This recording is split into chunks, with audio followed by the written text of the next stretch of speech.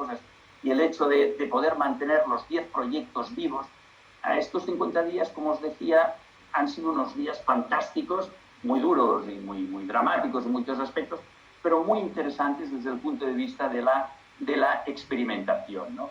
Nos ha permitido el relacionarnos de manera digital con personas con dificultades muy importantes en este ámbito, nos ha permitido experimentar, por ejemplo, enviando móviles y tablets a algunas personas, nos ha permitido experimentar cómo poner en marcha mecanismos de intermediación muy urgentes ligados a sectores que tenían demandas muy interesantes, nos ha permitido afinar nuestra plataforma de manera urgente, es decir, ha sido un campo de experimentación realmente fascinante. En este sentido, luego podemos entrar un poco más en detalle, pero en estos momentos, por ejemplo, tenemos 4 proyectos de reducción de brecha digital y empleo en marcha, 4 proyectos piloto, 2 con Cáritas Barcelona y Cáritas Madrid y 2 con entidades financieras especializadas, bueno, que tienen proyectos de vivienda social, que nos están permitiendo un alto nivel de experiencia.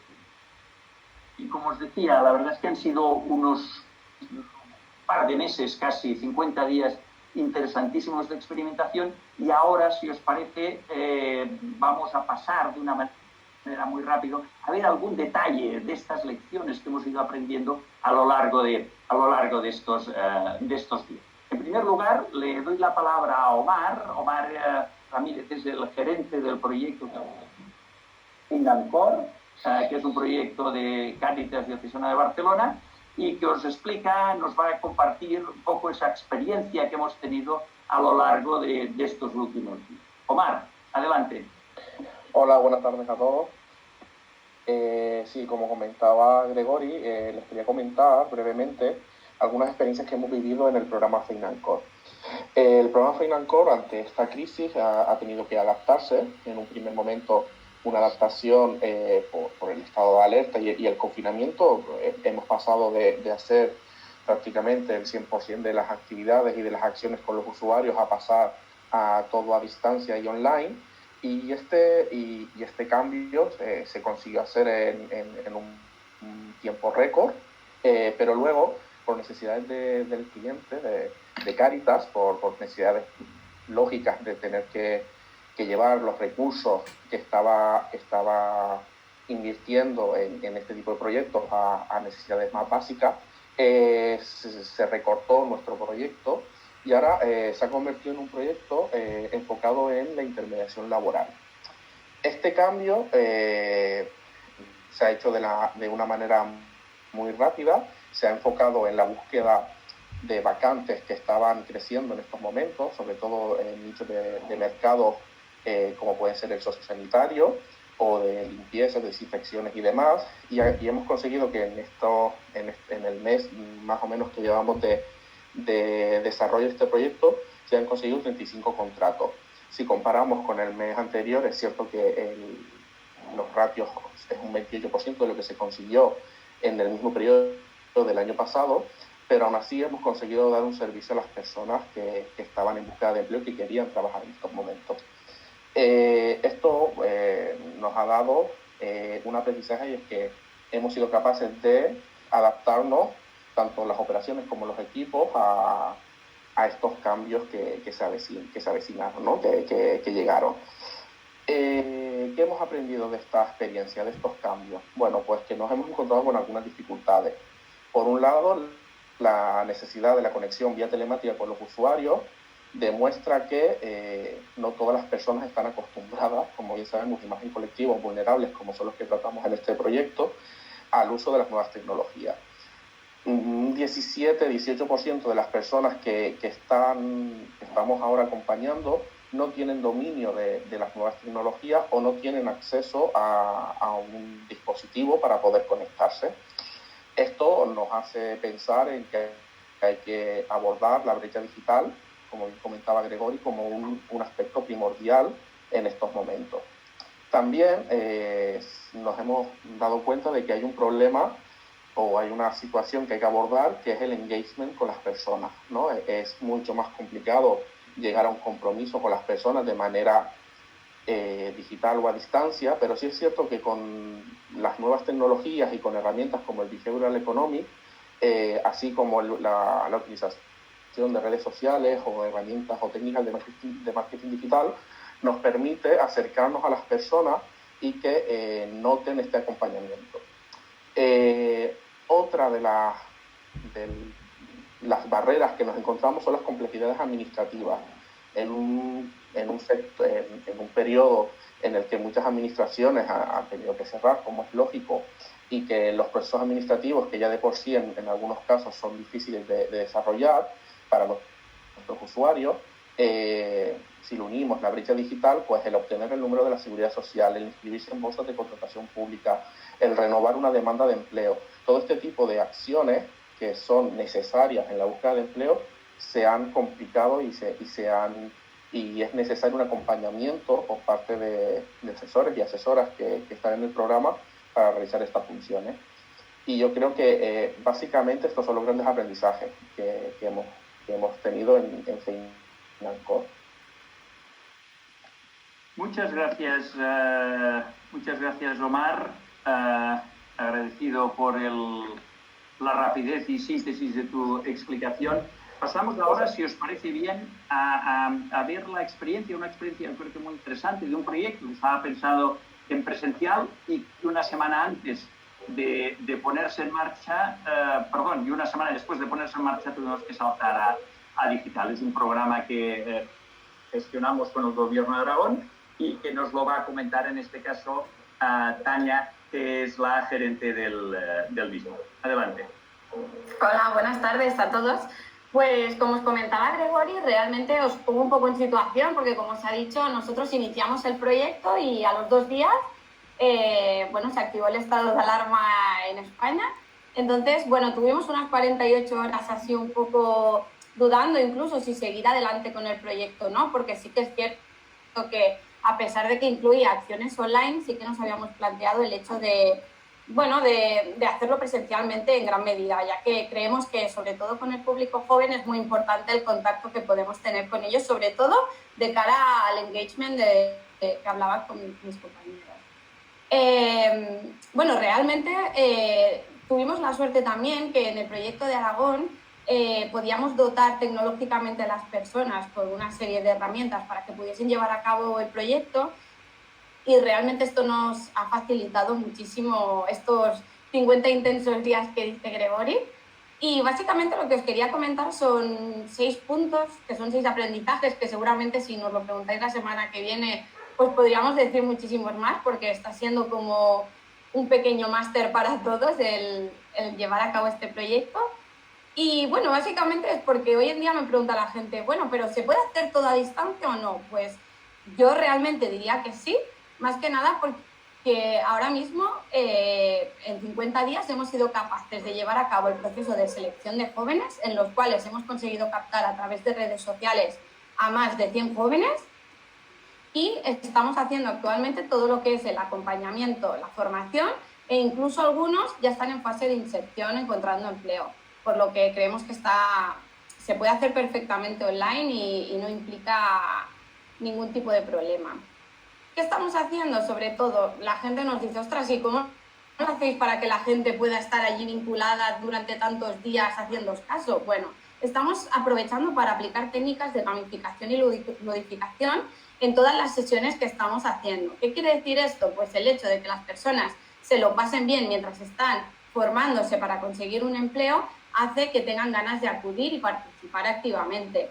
De hecho, la participación en las sesiones se ha incrementado un 20% con respecto a cuando lo hacíamos de manera presencial, por lo que realmente estamos viendo que para las personas el hecho de poder acceder a formaciones desde el sofá de su casa, por ejemplo, en el caso de los jóvenes, para ellos es un punto muy positivo. Lo siguiente, como os comentaba, nosotros hemos conseguido en el proyecto de Aragón subsanar un poco esta brecha digital de la que hemos venido hablando durante toda la sesión, ya que hemos dotado a las personas de tablets que son sus herramientas de trabajo.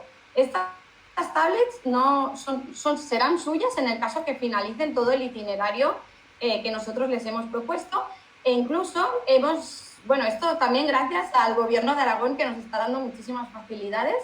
En cierto momento planteamos el hecho de las ayudas que se invertían habitualmente en transporte, porque en todos nuestros programas normalmente a todos los usuarios, si no pueden venir, pues les ayudábamos con el tema de las tarjetas de transporte, pues por ejemplo que estas tarjetas de transporte se conviertan en dotación de datos para poder acceder a las formaciones online que nosotros estamos ofreciendo.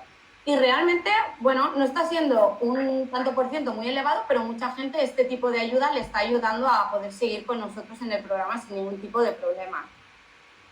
Y bueno, finalmente quería comentar que a pesar de la situación, el mercado está generando ocupación y realmente, a pesar de no estar en fase de inserción, como venía comentando, ya tenemos a 15 chicos que ya han encontrado su primer empleo en tan solo 40 días, por lo que creemos que está siendo una experiencia muy positiva y realmente lo podríamos llevar a cabo con cualquier otro programa, hacerlo de manera online. Muchas gracias, Tania.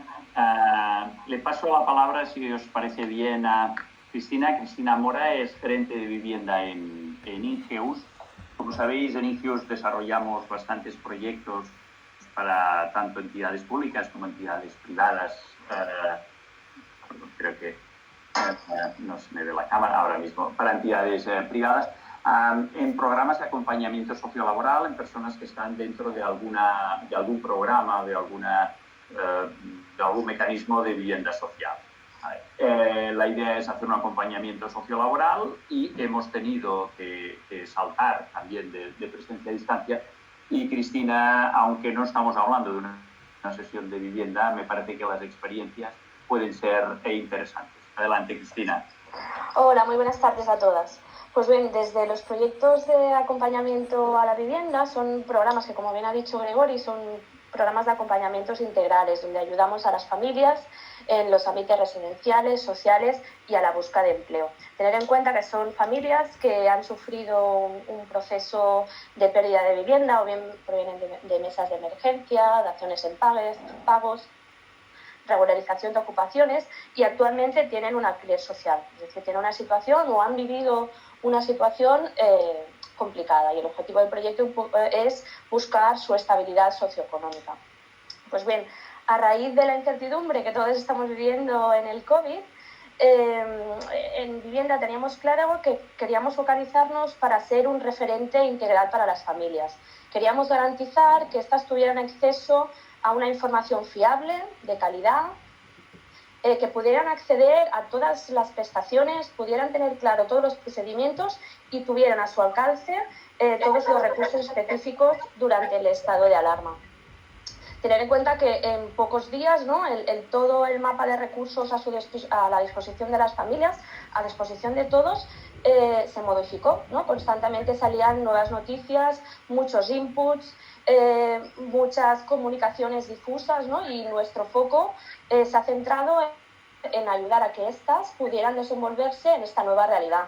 Esta nueva realidad que, como estamos aquí todos reunidos, hoy es en formato digital, estamos todos teleconectados, ¿no? Es un entorno que para muchos no estábamos del todo acostumbrados y para el perfil de familias que tenemos, pues son las que lamentablemente se quedan un poquito más lejos, ¿vale? Esto nos ha requerido de realizar acompañamientos específicos para garantizar el acceso a ellas. Tener en cuenta que estamos haciendo desde tutoriales, vídeos, llamadas al otro lado, paso a paso, explicando cómo hacerlo. Incluso en el peor de los casos, ¿no? Somos nosotros quien terminamos realizando una solicitud. Lo que solicitar una moratoria de alquiler, ¿no? Y la gincama, que puede ser conseguir todos los certificados y acreditaciones conforme estás y cumples los requisitos, ¿no? Pues para las familias es un motivo de estrés.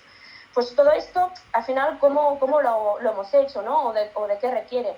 A nuestro entender, al final, es gracias a la flexibilidad y polivalencia de nuestros equipos. Son equipos que están atendiendo, están derivando, están haciendo coordinaciones con servicios sociales, están ayudando a las familias a hacer el trámite y se transforman también en formadores de cómo hacerlos, ¿no? Esto también nos ha facilitado el tener detrás unos sistemas robustos que nos permiten hacer segmentaciones por tipos y poder dar información y realizar un acompañamiento muy personalizado en base al perfil de las familias. ¿Qué estamos viendo también? Estamos viendo que algunas de las familias con las cuales ya llevamos tiempo trabajando con ellas, que habían conseguido mejorar su situación, pues lamentablemente vuelven a un estado semianterior o a un estado de posible riesgo. También vemos que entran nuevas familias que hasta ahora no estaban en situación de riesgo y aquí pues nosotros, ¿qué es lo que enfocamos? Creemos que nos hemos de poner a trabajar rápido, tenemos que dar un acompañamiento integral, personalizado, para garantizar que puedan tener acceso a los recursos residenciales, sociales y, cómo no, a la búsqueda de empleo. También en los primeros días vimos a alguna de nuestras familias que lamentablemente perdió el empleo por COVID, por temas de despidos, y automáticamente arrancamos, se reincorporó en los programas de empleo, en los programas Jobs, y a los pocos días seguían trabajando. Pues bueno, esto ha sido un poquito la aventura de estos días. Gracias a todas. Efectivamente una aventura que intentamos destilar de alguna manera en una propuesta de valor que nos gustaría compartir con vosotros. ¿Cuál es nuestra propuesta de valor? A partir de lo que decía, lo que sabemos, de lo que intuimos, de lo que creo que necesitamos y de las experiencias de estos días, creemos que en estos momentos hay que modificar las propuestas que teníamos hasta hace 3 meses. Una modificación que va muy en línea de generar lo que podemos llamar un acelerador de empleo, ponerle el nombre que queráis, y que desde nuestro punto de vista tiene 3 grandes elementos. El primero es que necesitamos mantener un sistema de acompañamiento laboral, flexible, personalizado, holístico. Luego vamos muy rápidamente a ello, pero nuestra gente necesita seguir teniendo un acompañamiento muy personalizado. Veremos cómo lo hacemos, pero eso es, si no hacemos esto, si nos convertimos en un simple intermediador, las posibilidades de sacar del pozo a mucha de nuestra gente, a los que pueden estar en la cuneta, van a ser muy reducidas. La segunda cosa, como hemos ido hablando a lo largo de toda la sesión, voy a ir acabando ya, está centrada en reducción de brecha digital. Este es un elemento central, ha venido para quedarse, pase lo que pase en términos de presencialidad, porque las empresas, cuando se han acostumbrado a hacer para contratar cajeros de supermercados, hacer videollamadas, no van a volver a la presencialidad, o por lo menos no va a volver como antes.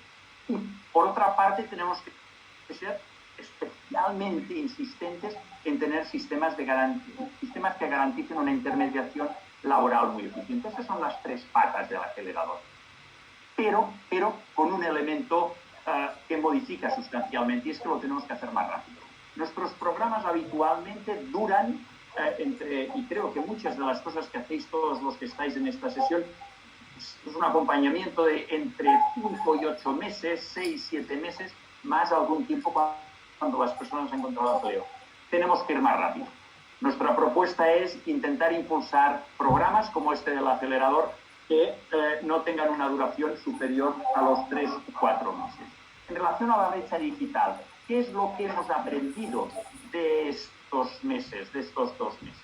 De las experiencias de las tablets, de cómo hemos trabajado con los usuarios. Básicamente necesitamos, teóricamente y en el mejor de los casos, 3 cosas. Una es un proceso de capacitación. Este es un elemento central. Tenemos que acompañar a nuestras personas con las que trabajamos, tenemos que acompañar para mejorar sus capacidades. Eso significa píldoras de sesiones y de formación, sistemas, ayudarles en los sistemas de navegación, porque no es solo, como decía Cristina, el saber navegar. Para hacer según qué trámites necesitamos adjuntar archivos, por ejemplo, y ese es un elemento muy importante. Hay otro aspecto que es fundamental, pero no siempre se va a poder dar, que es que dispongan de dispositivos. Cuando hemos incorporado dispositivos a los programas, la eficiencia ha subido de una manera extraordinaria. En ese sentido, la tablet, para nosotros, más que el ordenador y el móvil, después de analizar y ver resultados, es seguramente la mejor estrategia. Pero también les tenemos que dotar de datos. Creo que ha sido Cristina o Omar que han explicado que hemos traspasado tickets, tarjetas de movilidad movilidad física a tarjetas de movilidad digital. Este es un cambio que también ha venido para quedarse y en la medida de las posibilidades algún tipo de software adecuado. En los programas estamos incorporando, os sugiero también que penséis sobre ello, sistemas de helpdesk.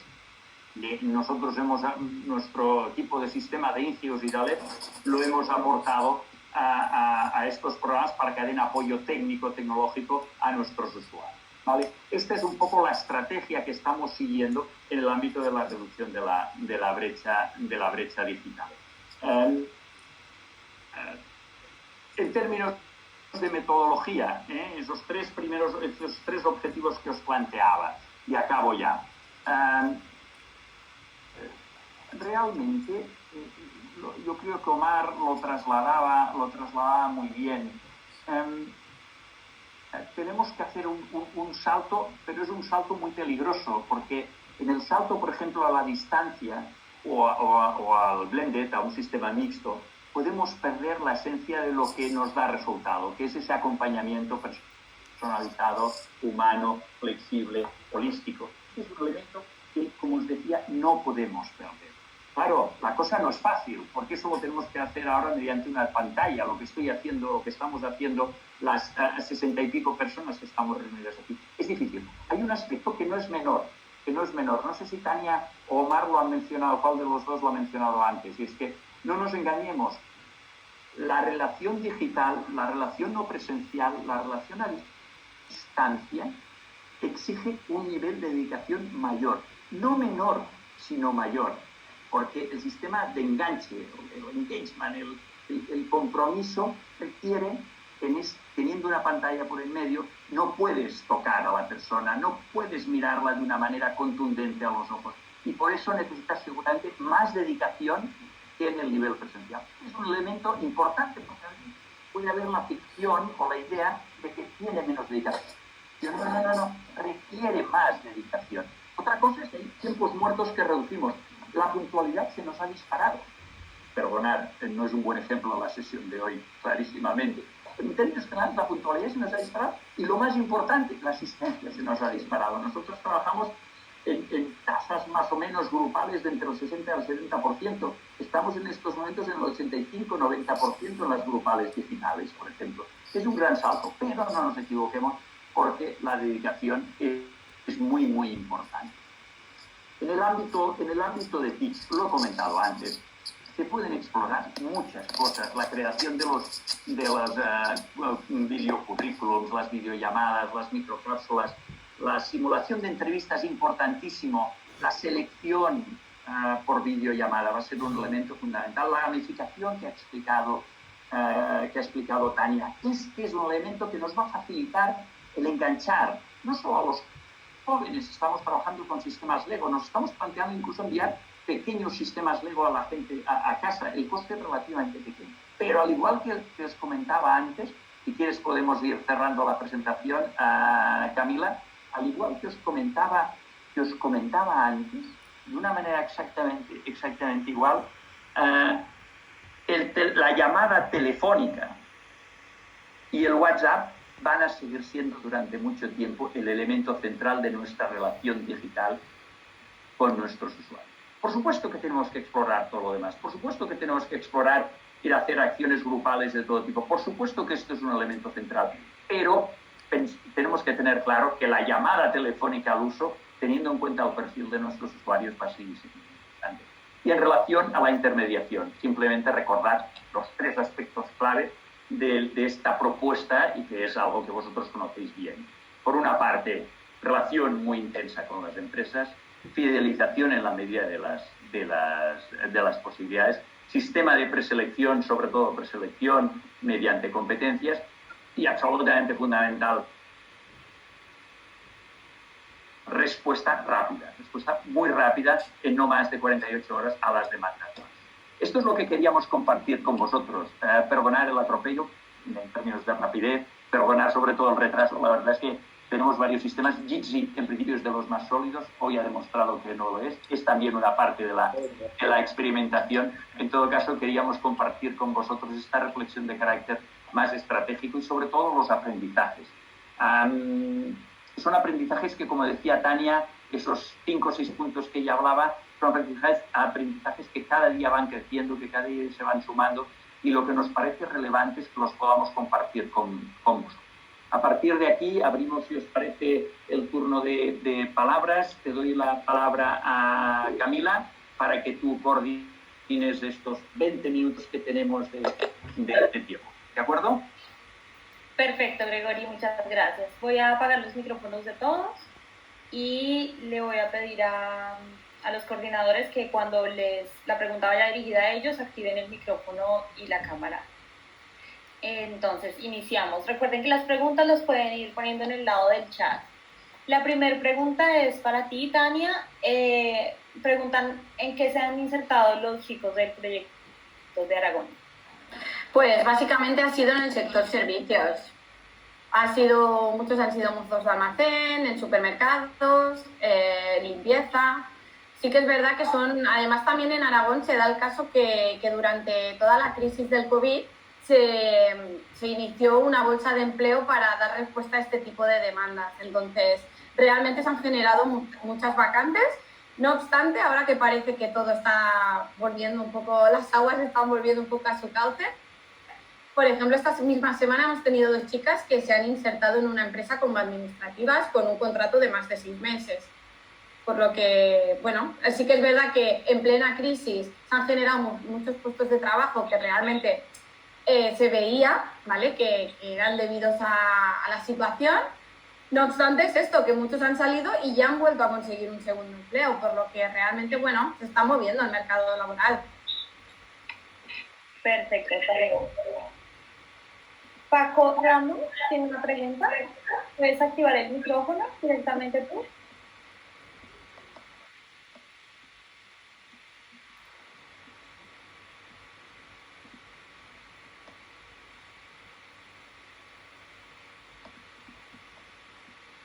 ¿Estás por ahí, Francisco? Vale, pues continuamos mientras tanto. Tania, nuevamente para ti. La pregunta es, ¿en qué áreas se forman a los jóvenes de Aragón?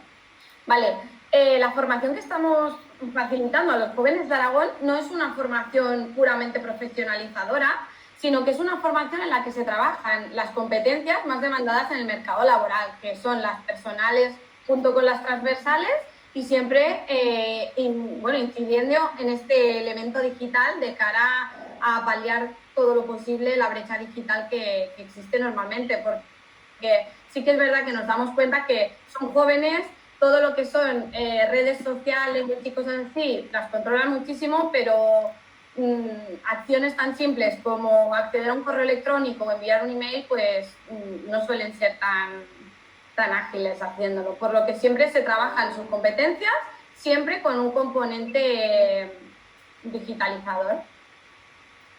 Perfecto. Francisco Rueda, si te parece bien, activas el micrófono y nos haces la pregunta. Sí, muy bien, muchas gracias y buenas tardes. ¿Se me oye? Sí, perfecto. Muchas gracias, buenas tardes. Nosotros, yo trabajo en el Ayuntamiento de Toledo y estamos trabajando en un proyecto que en buena medida se ajustaría a lo que nos ha contado, lo que nos habéis contado, lo que nos ha contado Gregory. Y coincido con él que uno de los problemas es la rapidez y la agilidad, porque esto deben ser proyectos muy rápidos, muy ágiles, de corta duración, y me pregunto, desde las trabas que tenemos en una administración y la lentitud burocrática de una administración, si tenéis alguna experiencia o habéis reflexionado algo sobre cómo agilizar esto para que pudiera estar funcionando. Nosotros nos gustaría estar funcionando con un proyecto así, por ejemplo, después del verano, pero eso para la situación es muy complicado ahora mismo. Gracias. Gracias, Francisco. ¿Gregory? Sí. Bueno, yo no soy un experto en ningún caso en temas más de contratación.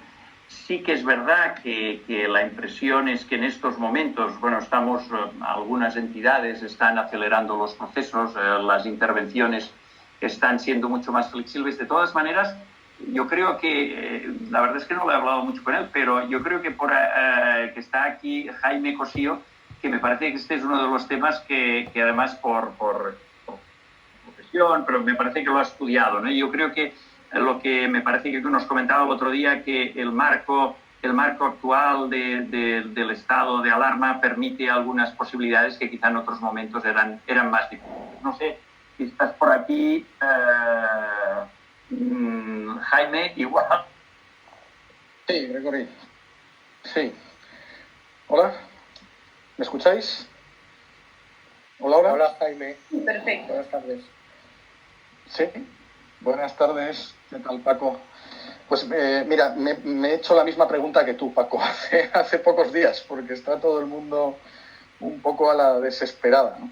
Y entonces he estado viéndolo y además consultándolo, efectivamente. He pasado un par de preguntas incluso a dos despachos administrativistas para ver si lo veían igual que yo. Yo había hecho mi propio análisis, pero por contrastarlo y hemos coincidido que sí se dan las condiciones para utilizar el trámite de emergencia. O sea, dentro de las figuras que tiene la ley de contratos del sector público, y bueno, dando por sentado que se tenga presupuesto y que no haya trabas, digamos, con la competencia material, es decir, que no te cuestione, en este caso, la comunidad autónoma, que es quien podría ponerte alguna traba por temas de competencia. Pero dejando eso de lado,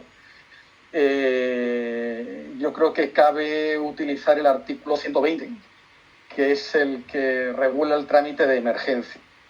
Incluso ha habido una nota de la Junta Consultiva de Contratación del Estado aclarando que efectivamente ese artículo no era exclusivo para sanidad, como por caso, ¿no? Era un poco lo que todo el mundo daba por hecho, sino que se debe interpretar que sirve para la contratación que tenga que hacer cualquier administración pública para paliar los efectos que en su servicio público tenga la epidemia. Por lo tanto, es perfectamente aplicable en empleo si, por ejemplo, hay un volumen mucho más elevado de personas a atender, ¿no?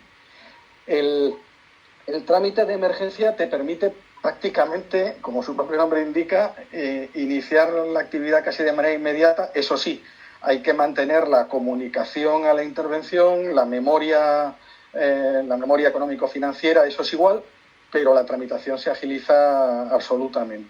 Incluso en el caso de que no se, bueno, por lo que fuera, no se quiera utilizar, la intervención no vea claro el trámite de emergencia, yo creo que este es un supuesto también en el que cabría el trámite de urgencia dentro de una contratación ordinaria, con lo cual los plazos también quedarían reducidos, si no recuerdo mal, a 8 días. La única duda que tiene esto es si esa posibilidad de utilizar el trámite de emergencia se da exclusivamente durante el estado de alarma. Esa es la duda. Es decir, si en el supuesto de que, no sé, dentro de 15 días o cuando sea termina el estado de alarma, a partir de ese momento no se puede abordar. No está claro esa esencia. Después del estado de alarma puede ser más cuestionable, en mi opinión, y ya digo, en el caso de un par de despachos con los que yo he consultado, si se mantienen las circunstancias de presión en el número de usuarios para el servicio, en este caso para el ayuntamiento o para un servicio público de empleo, podría seguir utilizando el trámite de emergencia. En todo caso, puedo compartir, preparé una nota para un cliente que me lo pidió y lo puedo compartir, a Gregory o a la moderadora para que la difunda o os la haga llegar sin ningún problema. Perfecto. Muchas gracias, Jaime. Muchas gracias.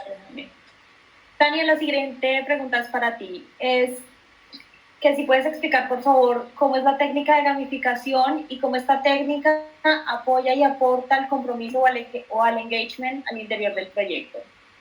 Pues bueno, pues os comento un poco. Como os he dicho, nosotros teníamos pensado hacer el proyecto de manera presencial, en el cual ya se aplicaban dinámicas de gamificación a través del Lego Serious Play, del Canvas, del Tejerredes, de diferentes nuevas metodologías que se están aplicando en muchos ámbitos, sobre todo también en el ámbito de la educación. Y claro, como os decíamos, en 48 horas tuvimos que adaptar todo este programa formativo, lo tuvimos que hacer de una manera online. Entonces, nosotros lo que hicimos es cogimos el hilo conductor del storytelling, que no sé si os suena, pero es, digamos, el hilo conductor de cualquier videojuego, por ejemplo, en el que se crea una historia a través de un personaje. Entonces, ¿nosotros qué hemos hecho? Que las personas son los protagonistas de su propia historia. Entonces, desde el minuto cero, nuestros usuarios tienen acceso a la plataforma de formación y aprendizaje de Indios, que la tenemos colgada a través de Moodle. Entonces, ellos acceden y allí ya pueden encontrar su Hero Plan, que es el plan del héroe, en el cual le vamos lanzando retos. Y ellos tienen que ir completando una serie de retos de cara a completar, digamos, lo que sería su objetivo final. Incluso entran y tienen un ebook que se va completando a medida que se va generando su historia. Entonces, de cara al engagement, realmente lo estamos viendo que hay personas que incluso no pueden asistir a la sesión porque están trabajando ya, pero realizan las actividades de cara a conseguir su objetivo y conseguir completar, digamos, todo lo que es su historia. Se les dan premios virtuales.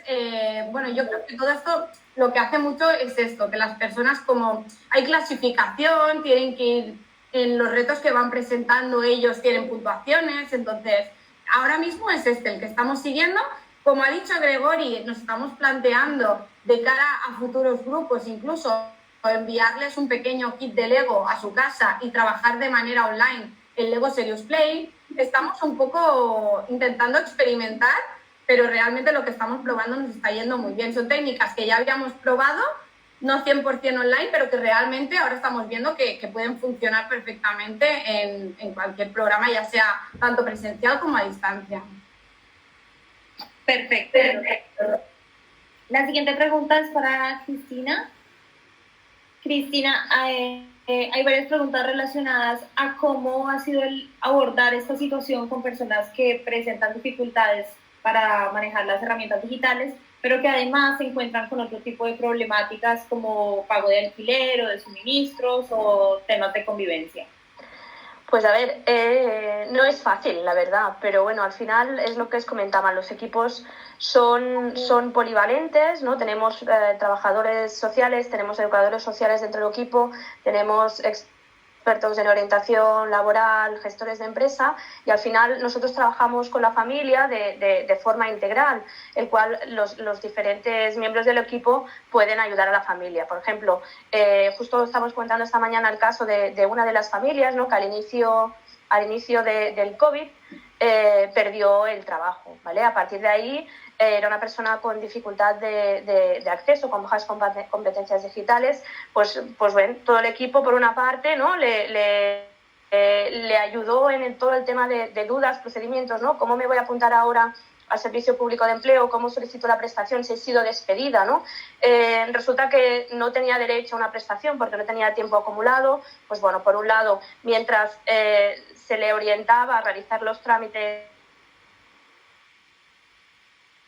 de inscripción en el REC. Por otro lado, paralelamente se hacían las coordinaciones con servicios sociales para activar las ayudas alimentarias y de emergencias. Incluso se ha hecho una coordinación con una entidad específica del territorio para agilizar el proceso de acceso a alimentación.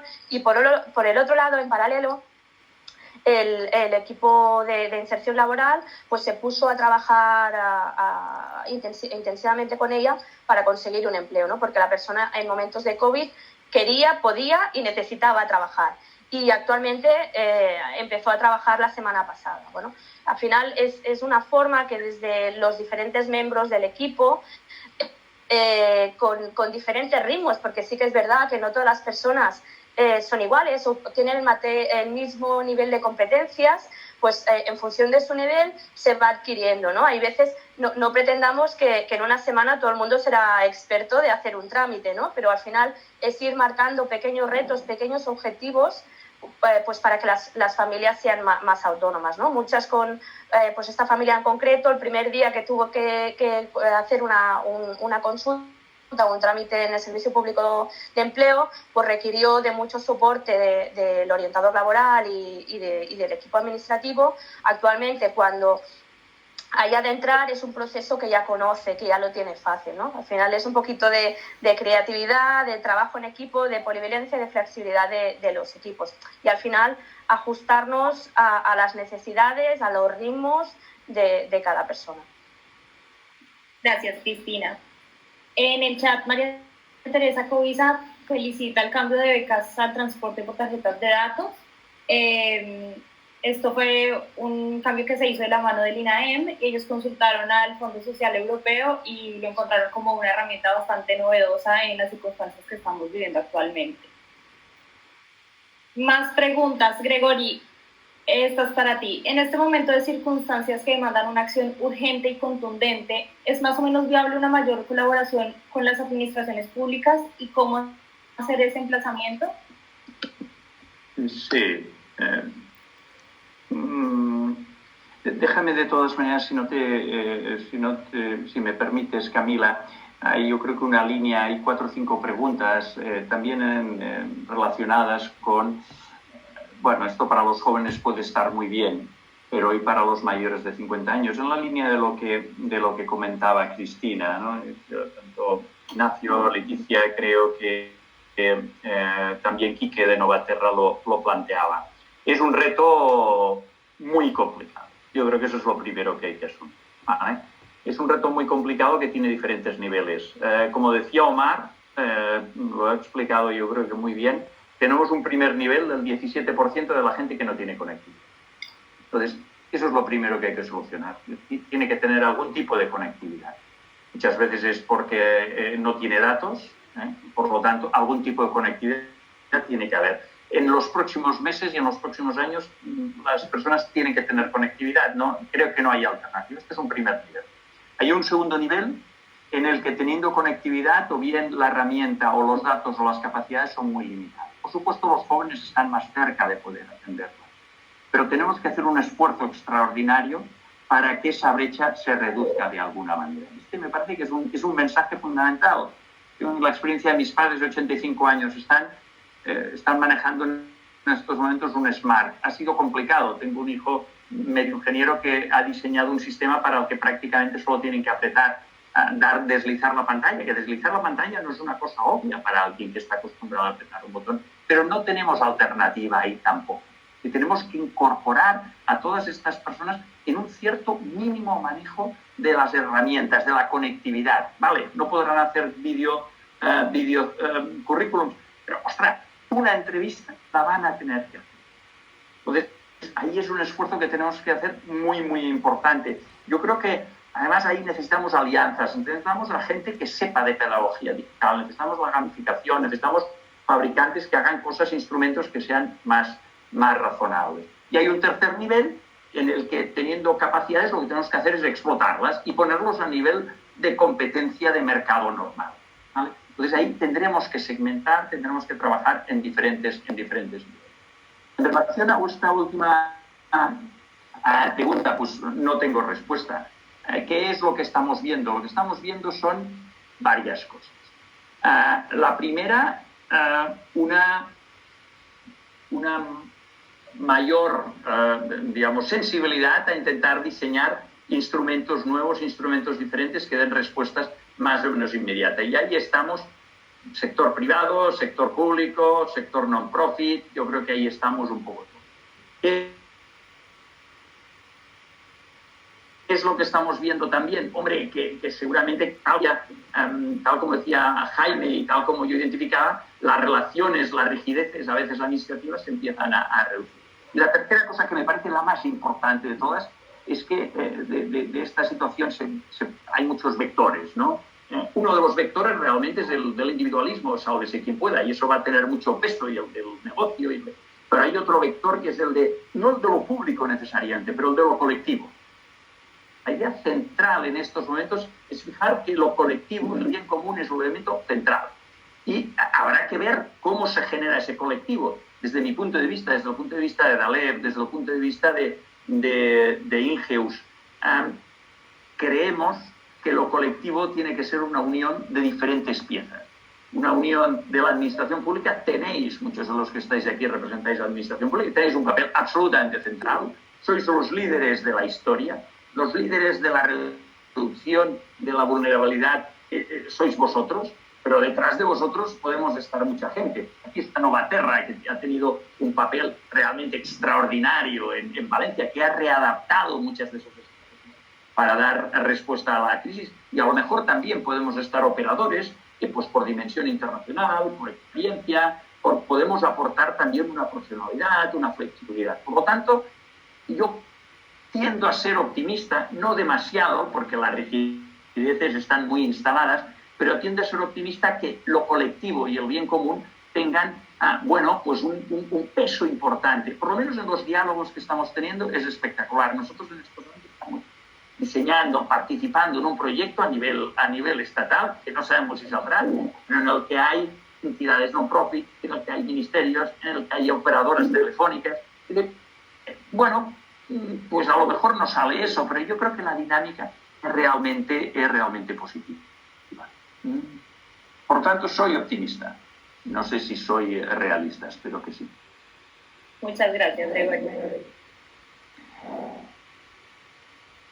¿Puede ser que Carolina Grau haya pedido la palabra? Adelante. Carolina, si has pedido la palabra, puedes activar el micrófono y hacerla directamente.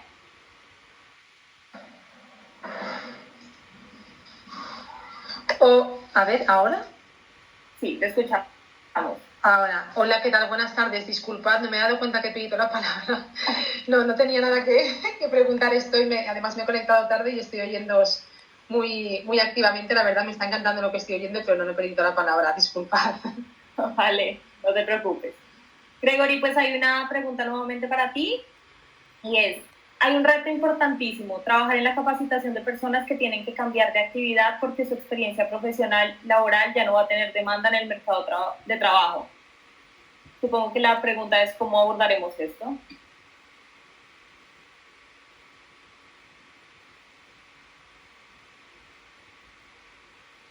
No lo sé, Ignacio. La verdad es que si he de ser sincero, no lo sé. Va a ser un tránsito realmente complicado. Es verdad que aunque todos sean malas noticias para los sectores menos favorecidos, para los que están en la cuneta, para los más vulnerables, en este ámbito quizá el tránsito, en tanto que los requerimientos de nuevos sectores, quizá de bajo valor añadido, no sean muy elevados, pues el tránsito puede ser más fácil de la restauración a la logística, por ejemplo. Pero tengo grandes dudas. ¿Qué es lo que sí que sabemos? Sabemos, como mínimo, dos cosas. Que si perdemos capacidades empáticas, si perdemos capacidades relacionadas con la motivación, si perdemos capacidades relacionadas con el autoconocimiento, el tránsito va a ser mucho más complicado.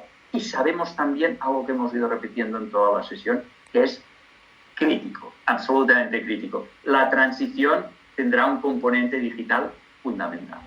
En estos momentos, logística significa dominar un mínimo instrumental digital, por ejemplo, y cualquier ámbito lo va a requerir. Por lo tanto, sin atreverme a dar ninguna pista, oye, mantengamos todo lo que está más relacionado con el capital humano desde una perspectiva transversal y por otra parte, focalicemos en gran medida en brecha. Gracias, Gregorio. Tenemos una opinión más, un comentario más, pero no hay una pregunta. ¿Alguien tiene una pregunta adicional? ¿O quiere hacer alguna intervención a través de voz?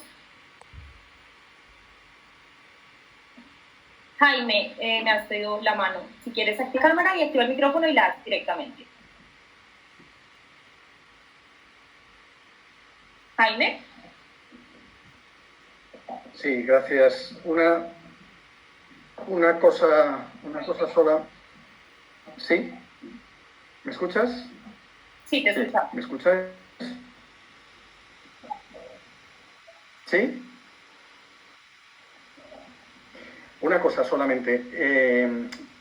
Para la contratación administrativa, puesto que ha habido varios comentarios, claro, yo he explicado, digamos, parte de tramitación, qué instrumento se puede utilizar, pero me parece que es importante también acotar claramente el servicio que se realiza, porque muchas veces es lo que, por ejemplo, si el servicio que se quiere contratar es gamificación, es muy complicado porque no hay, digamos, en la cartera de servicios de un servicio público de empleo es difícil que esté previsto ofrecer gamificación. Al final lo que se ofrece es formación, o es orientación, o es intermediación. Por eso yo lo que recomiendo, y lo digo para los interesados, es que se tome como referencia la cartera de servicios. Es decir, la cartera de servicios en materia de empleo, está acotada en un decreto del año 2015, si no recuerdo mal, especifica cuáles son los servicios que se prestan y, por lo tanto, eventualmente que se pueden contratar. Es más, se prevé expresamente que se puedan contratar, además de que los pueda prestar la administración pública por sí misma, ¿no? Voy a poner un ejemplo. Si dentro de un programa como el que nos habéis descrito, el caso de Aragón, el caso de Valencia, se puede acotar que se realizan tareas de acompañamiento o tareas de orientación profesional o tareas de intermediación o tareas de formación. Es decir, que esa es la tipología de servicios y se pueden acotar, es mucho más fácil organizar el objeto del contrato, ¿no? Y fijar las condiciones en un pliego. Por lo tanto, no solamente os fijéis en el trámite, sino también en el objeto de lo que se contrata para que sea más fácil ese objetivo, digamos, de colaboración público-privada que se pueda materializar, ¿no? Era un apunte que se me quedó antes en la intervención anterior. Muchas gracias, Jaime. Gracias, Jaime. Vamos a ir cerrando. ¿Os parece, Camila? No sé si nos queda alguna pregunta por ahí, seguro que sí, pero para mantener los horarios me parece que es importante. Como veis, como acabáis de ver, en la vida, y ahora es muy claro, hay que tener un médico cerca, pero también un abogado. Me parece que es un elemento imprescindible. Muchas gracias, Jaime. Muchas gracias a todas. Volver a pediros disculpas por, digamos, incluso pensado unos pequeños vídeos para mostraros algunas reflexiones de algunos usuarios, pero pediros disculpas por el retraso. Gypsy hoy nos ha jugado una mala pasada, pero en todo caso, muchas gracias por vuestra paciencia. Yo únicamente quería incidir en esto. Gracias, Leticia. Creo que no nos conocemos, pero un saludo grande. Quería incidir en este último aspecto, esta idea de dimensión colectiva. Me parece que enfrentarnos a un incremento del desempleo como nos vamos a enfrentar, es verdad que va a ir paralelo también al crecimiento de cierto empleo, requiere de acción colectiva. Y acción colectiva significa no dejar a nadie fuera. Vosotros, los que estáis en la administración pública, tenéis el liderazgo total, pero creo que es importante que todos podamos aportar en este concepto, en esta idea de bien común, de una manera quizá más organizada que la que hemos hecho hasta ahora. Está disponible para todos vosotros nuestra experiencia. Como sabéis, somos una organización privada, pero una organización que en estos momentos está absolutamente implicada en intentar dar la mejor respuesta posible y que estamos haciendo cosas como, por ejemplo, vehicular la donación de tablets para diferentes colectivos. Están pasando cosas que antes no pasaban, era muy difícil. Estamos haciendo de puente de diferentes historias, estamos innovando con el sector público, estamos innovando con el non-profit. En ese sentido tiene algo de fascinante esta situación. Aprovechémosla y generemos que esta dinámica, que este impulso que hemos cogido, no se frene en las próximas semanas. Muy bien, pues muchísimas gracias. Ha sido un placer. No nos podemos abrazar ni podemos tomar una copa juntos, pero en algún momento, seguro no muy tarde, lo vamos a poder hacer. Gracias a todos. Pues muchas gracias. Gregory, antes de cerrar, Gracias. Perdona. Gracias. Perdona, antes de cerrar, decirles que todos recibirán la presentación que hicimos a su mail y que para cualquier información, cualquier comentario, pueden contactar directamente con Ignacio Baratec, ¿vale? Pues muchas gracias por organizarlo. Buenas tardes. Muchas gracias, ¿eh? Buenas tardes. Gracias. Gracias a ustedes. Buenas tardes. Gracias a vosotros. Hasta luego. Gracias. Adiós, muchas gracias. Oye, Paco. Adiós. Buenas tardes. Hasta luego. Gracias a todos. Adiós. Hasta la próxima, gracias. Hasta la próxima. Gracias.